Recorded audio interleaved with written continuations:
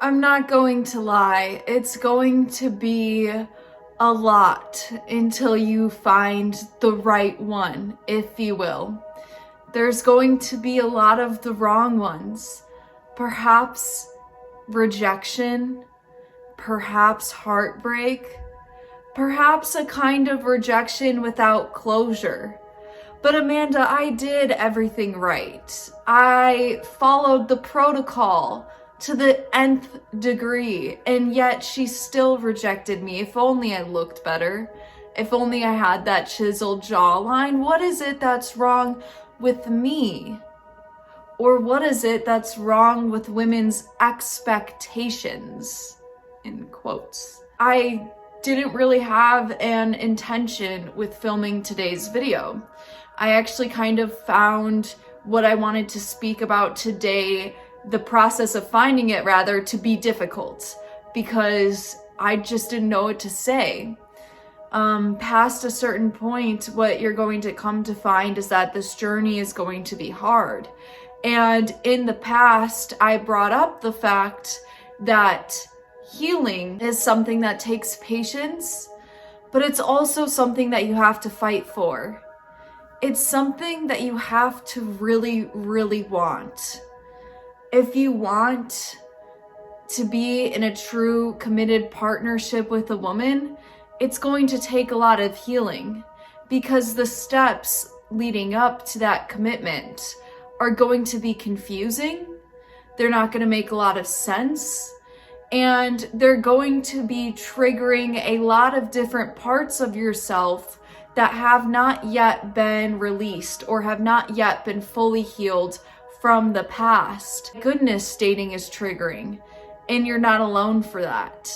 There's going to be a lot of random things, triggers that have nothing to do with that person, with that individual person. There's going to be triggers that get brought up. And a lot of times when you're like, I don't know how to be the right way for this woman, when you're constantly thinking about how do I make her like me, I ask you to open your mind to thinking of things differently. Not thinking so much of what you can do to make yourself a likable person, but rather what you can do for yourself to make reality and life more likable for you. So then when you come across a girl that you enjoy or have a crush on, you're not just jumping ship, giving up on yourself, forgetting that this journey is about finding yourself, your truest and your highest self. You can't forget that this journey is not just about patience, it's about a fight. Are you willing to fight? Are you willing to fight for what's right, for what you need? A lot of us carry these burdens of shame and guilt from our pasts. Maybe I shouldn't have done that. Maybe I shouldn't have watched P0RN. Maybe I shouldn't have binged that food. Maybe I shouldn't have binged that TV show. Maybe I shouldn't have isolated myself. I've been there. I myself have questioned these things. But every moment that we spend ridiculing and blaming and regretting, we're missing this aspect, which is the fact we actually have space to heal. You first have to be comfortable holding space for yourself and your individual parts. Because again, if you have this rage, if you have this anger, if you have this part of yourself that feels never good enough for women, that's just a part, that's not who you are. Maybe she rejected you, but did she reject all of you or just a part of you? And did she reject a part of you that you also rejected within yourself? This process is going to be of divine acceptance, because the more you are able to accept these parts of yourself, the parts of yourself that you hate, the more you'll be able to accept the parts of reality in which you hate. The more you can accept these parts of reality, the less triggered you'll be and the more healed you'll become. But again, there's nothing wrong with getting triggered either. That's just a part of the process.